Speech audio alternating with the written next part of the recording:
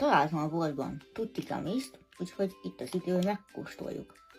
Én nagyon kíváncsi vagyok rá, úgyhogy kóstoljuk is meg. Felbontottam. Az illat az nagyon durván, ilyen energiaidalos, mint a tutti-juice, ugye. Nagyon jó illata van. Így néznek ki a kis gumicukrok, ilyen jó puha. És akkor nézzük, hogy milyen az íze.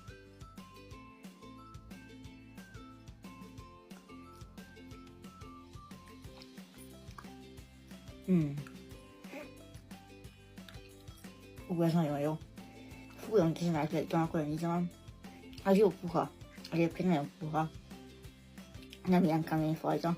Nagyon jó tutti-frutti ízű, és az a jó, hogy nincsen mellékíze, tehát teljesen finom. Úgyhogy nekem ez egy 10-ből 10-es, mindenképpen ajánlom nektek is, hogy kóstoljátok meg.